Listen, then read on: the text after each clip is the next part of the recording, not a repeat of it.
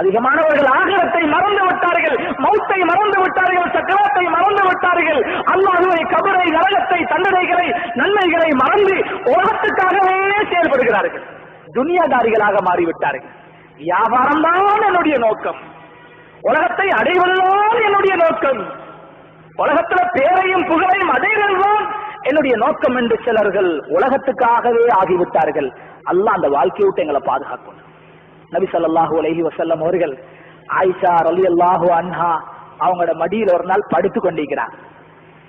ஆயிஷா ரலியல்லாஹு அன்ஹா மடியில தலையை வச்சு படுத்து கொண்டிருக்கிற நபி ஸல்லல்லாஹு அலைஹி வஸல்லம் அவர்களுடைய தாடி முடிகளை பார்க்கிறார்கள்.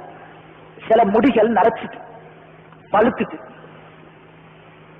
இதை கண்டு ஆயிஷா ரலியல்லாஹு அன்ஹா அவங்களுக்கு ஒரு கவலை வந்துருச்சு. ஆஹா, ரசூலுல்லாஹ் ஸல்லல்லாஹு அலைஹி வஸல்லம் அவர்களுக்கு வயசு போய்விட்டது, முடிகளும் நரைத்து விட்டது, அவசரமாக சீக்கிரமாக எங்களை விட்டு போயிடுவாங்களே என்கிற கவலை வந்து தன்னை அறியாமல் அழுது கொண்டிருக்கிறார். கண்ணீர் வடியுது. இந்த கண்ணீர் மடியிலே படுத்து கிடந்த நன்றாக தூக்கத்தில் ஆழ்ந்திருந்த நபி ஸல்லல்லாஹு அலைஹி வஸல்லம் அவரோட முகத்துல விழுந்துட்டு முடிச்சுட்டா. ஏன் ஆயிஷா அழுகிறீங்க? இல்ல யா ரசூலல்லாஹ், உங்களோட தாடி முடிகளை பார்த்தேன், தலை முடிகளை பார்த்தேன், பழுத்திருக்குது, நரைச்சிருக்குது, நீங்க உலகத்தை விட்டு போயிருவீங்கிற கவலையில நான் அழுது கொண்டிருக்கிறேன் யா ரசூலல்லாஹ் என்று ஆயிஷா ரலியல்லாஹு அன்ஹா அவர்கள் சொன்னார். நபி ஸல்லல்லாஹு அலைஹி வஸல்லம் அவர்கள், ஆயிஷாவே, ஒரு மனிதன் உலகத்தை விட்டு பிரிஞ்சிட்டா, மௌத்தாகிட்டா, அவனுக்கு அந்த மையத்துக்கு மிச்சமும் கஷ்டமான கவலையான நேரம் எது என்று கேட்டார். ஒரு கேள்வியை கேட்டாங்க மனைவி. ஆயிஷா ரலியல்லாஹு அன்ஹா அவர்கள் சொன்னார்கள், யா ரசூலல்லாஹ், ஒரு மனிதன் மௌத்தாகிட்டா அந்த மையத்துக்கு மிச்சமும் கஷ்டமான நேரம் மையத்தை வீட்டுல இருந்து வெளியெடுத்துட்டு போற நேரம் இல்லை. நபி ஸல்லல்லாஹு அலைஹி வஸல்லம், இல்ல, நேரம் என்று சொல்லுங்களேன். யா ரசூலல்லாஹ், ஒரு மனிதன் மரணித்து விட்டால் அந்த மையத்துக்கு மிச்சமும் கஷ்டமான நேரம் எது தெரியுமா? கபர்ல அவரை கொண்டு தனிமையில் அடக்கிட்டு திரும்பி வாரோமே, இந்த நேரம் தான் மையத்துக்கு கவலைப்பட போகுது என்று சொன்னதற்கு நபி ஸல்லல்லாஹு அலைஹி வஸல்லம் அவர்கள் சொன்னார்கள், இல்லை ஆயிஷா, இல்ல. ஆயிஷா ரலியல்லாஹு அன்ஹா, யா ரசூலல்லாஹ், எனக்கு தெரியா, நீங்களே சொல்லி தாங்க. நபி ஸல்லல்லாஹு அலைஹி வஸல்லம் அவர்கள் சொன்னார்கள், ஆயிஷா, ஒரு மனிதன் மௌத்தாகி விட்டால், மரணித்து விட்டால், அந்த மனிதனுடைய உடம்பிலிருந்து அவனுடைய உயிர்கள் பறித்தெடுக்கப்படுகிறது. அந்த உயிர்கள் உடம்பிலிருந்தும் நரம்பிலிருந்தும் எலும்புகளிலிருந்தும் பறித்து எடுக்கப்படும் அந்த வேகத்திலே அந்த உடம்பு புண்ணா போய்விடுகிறது. எந்த ஒரு மையத்தும் அந்த காட்சியை தாங்க மாட்டார்கள். ஒரு மனிதன் மரணித்து விட்டால் உடனே என்ன செய்கிறார்கள்? வீட்டில் உள்ளவர்கள் வருகிறார்கள், அடி கழுவ வேண்டும், குளிப்பாட்ட வேண்டும் என்கிறதுக்காக வருகிறார்கள். அந்த மையத்தை உடுத்திருந்த சட்டையை, சாரத்தை, உடுப்புகளை கலட்டுகிறார்கள். கலட்ட தொடங்கும் பொழுது அந்த மையத்து ஒரு சத்தம் வைக்கிறது, ஐயுகள் ராசில், என்னை குளிப்பாட்டுபவனே, என்னை குளிப்பாட்ட வந்திருப்பவனே, இப்பொழுதுதான் என்னுடைய உடம்பிலே உயிர் கலட்டப்பட்டு உடம்புகள் புண்ணா போயிருக்கிறது. என்னுடைய உடம்பிலிருந்து சட்டைகளை கலட்டும் நீ என்னை மெதுவாக நடந்து கொள், தாறுமாறாக கலட்டி விடாதே, என்னை அந்த பக்கம் இந்த பக்கம் போட்டு பிரட்டி இந்த புண்ணுடம்பை இன்னும் அழுத்தப்படுத்தாதே என்று ஒவ்வொரு மையத்தும் கெஞ்சுகிறது. இந்த நேரத்தில் அதிகமாக அந்த மையத்து கவலைப்படுகிறது என்று நபி ஸல்லல்லாஹு அலைஹி வஸல்லம் அவர்கள் சொன்னார். ஒவ்வொருத்தரும் அனுபவிக்கிறோம், ஒவ்வொருத்தரும் மௌத்தாக இருக்கிறோம், ஒவ்வொருத்தருக்கும் இந்த சக்கராத்து வர இருக்கிறது. ஒவ்வொருத்தரையும் குளிப்பாற்றுவதற்காக குடும்பத்தார்கள் வருவார்கள், நம்முடைய சட்டைகளையும் கலட்டுவார்கள். அந்த நேரத்தில் தான் அதை உணர முடியுமே தவிர எவ்வளவு சொன்னாலும் புரிய வைக்க முடியாது. அல்லாஹ்வுடைய நல்லடியார்களே, மையத்தின் இந்த நேரத்தில் படக்கூடிய கவலை, இந்த வேதனை, அது போடக்கூடிய சத்தம் ரொம்ப தாழ்மையாக கேட்டுக்கொள்கிறது. சத்தம் போட்டு கேட்கிறது தாழ்மையா, புண்ணுடம்பு புண்ணுடம்பு, இதை தாக்கி விடாதே, மென்மையாக மிருதுவாக பூ போல என்னுடைய உடம்பு நடத்து, என்னால தாங்க முடியாது என்று அவனுடைய குளிப்பாட்டுவனிடத்தில் கெஞ்சு கேட்டுக்கொள்கிறது. இந்த சத்தத்தை மனிதனையும் ஜின்களையும் தவிர உள்ள உலகத்திலே உள்ள அத்தனை உயிருள்ள வஸ்துக்களும் கேட்கிறது என்று நபி ஸல்லல்லாஹு அலைஹி வஸல்லம் அவர்கள் சொன்னார்.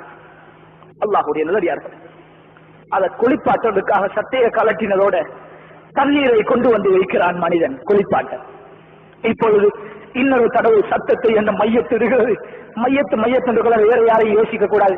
நம்ம ஒருத்தரை என்ன யோசிக்கும்? நான் தான் அது. நான் மரணிக்கும் பொழுது நான் இப்படி சத்தம் விடுவேனே, இப்படி ஒரு நிலைமை எனக்கு உருவாகுமே என்று நினைச்சா இன்னும் லேசாக இருக்கு.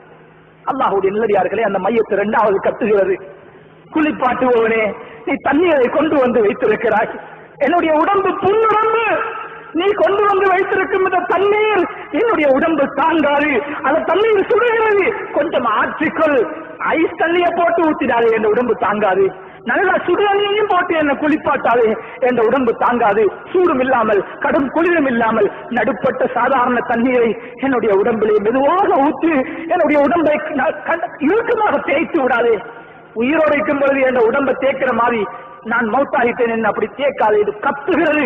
அந்த சத்தம் ஜின்களுக்கும் மனிதர்களுக்கும் தவிர எல்லா படைப்பினங்களுக்கும் கேட்கிறது. நம்ம வீட்டில் ஒரு பூனை இருந்தா அந்த பூனைக்கும் கேட்கும். அல்லாஹ்வுடைய நல்லடியார்கள், எல்லா மிருகங்களும் கேட்கிறது, எல்லா உயிரினங்களும் கேட்கிறது. பிறகு இந்த மனிதனை குளிப்பாட்டி விட்டு கஃனிட தொடங்கும் போது இந்த மையத்தை சொல்லுகிறது, கஃனிடுவதற்காக என்னை கொஞ்சம் தூக்குவீர்கள், கவனமாக என்னை தூக்குங்கள், என்னை கண்டவோடு என்னை புலங்காதீர்கள், கண்டவோடு என்னை பிறட்டாதீர்கள், ஏற்கனவே வருத்தத்தில் நொந்து போயிருக்கிறேன், என்னை கவனமாக மிருதுவாக கண்ணியமாக நடத்துங்கள் என்று கெஞ்சி கெஞ்சி கேட்டுக் கொள்கிறேன். அதனாலதான் குளிப்பாற்ற நேரமும் குடும்பத்தில் உள்ளவங்க அந்த இடத்துல வைக்கணும், குடும்பத்தில் உள்ளவங்க மையத்துடைய வேலைகளை செய்யணும், ரொம்ப கண்ணியமாக நடந்து கொள்வாங்க. புறத்தி மனுஷனுக்கு இதெல்லாம் விளங்காது, அவருடைய வேலையை முடிக்க அவர் அவசரமா செயல்படுவார், அது மையத்துக்கு வருத்தமாகவும் அமையலாம். அல்லாஹ்வுடைய நல்லடியார்களே, கஃனிடும் பொழுது அந்த கஃனை செய்து முடிக்கும் பொழுது சொல்லுகிறது, என்னுடைய கஃனை மூடும் பொழுது முதலாவது முகத்து பக்கத்தை கட்டிடாதீங்க, முதலாவது என்னுடைய கால்களை மூடிவிடுங்கள், இரண்டாவது இடுப்பை மூடுங்கள், என்ற முகத்தை கடைசியா மூடுங்க, கடைசியா முகத்தை மூடுங்க. ஏண்டா எங்க குடும்பத்தை நான் ஒருக்க பார்க்கணும், இதுக்கு பிறகு இவங்களை பார்க்க முடியாது, இனிமேல் நான் இந்த முகங்களை பார்க்க உலகத்துக்கு மீண்டும் வர மாட்டேன், கடைசியாக என்னுடைய வீட்டிலிருந்து நான் அல்லாஹ்வை சந்திப்பதற்காக செல்லுகிறேன், கபருக்கு செல்லுகிறேன், என்ற முகத்தை கடைசியா மூடுங்க, கொஞ்சம் என் பிள்ளைகளை பார்க்கணும், வந்திருக்கிற சொந்தக்காரர்களை பார்க்கணும் என்று அந்த மையத்தை ரொம்ப பணிவாக சத்தமிட்டு அங்கு இருக்கிறவங்கள்ட்ட கேட்டுக்கொள்வதாக நபி ஸல்லல்லாஹு அலைஹி வஸல்லம் அவர்கள் சொன்னார். அல்லாஹ்வுடைய நல்லடியார்களே, இந்த உலகம் சிறுசி, இதுல இன்பங்கள் சிறுசி, இதை கண்டு நாங்க ஏமாந்து தீக்கிறோம்.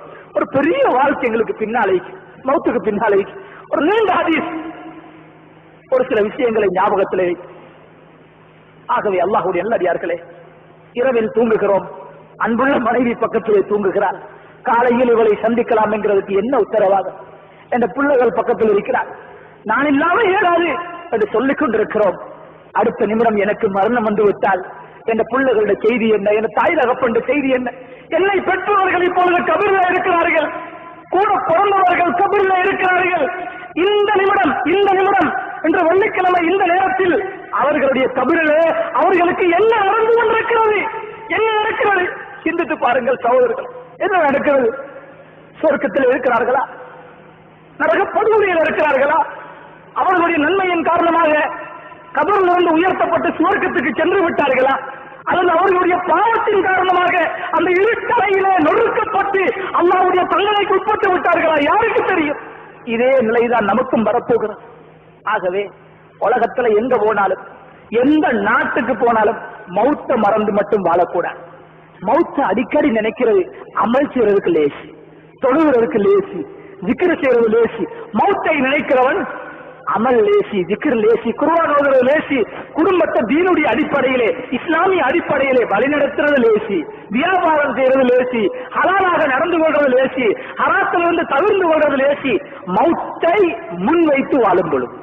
ஆகவே எல்லாரும் அடையவருக்கும் அந்த மரணத்தை அல்லாஹ் நம் அத்தனை பேருக்கும் சாந்தியானதாக, ஈடற்ற மிக்கதாக ஆக்கி அருள்வானாக. யா அல்லாஹ், எங்களுடைய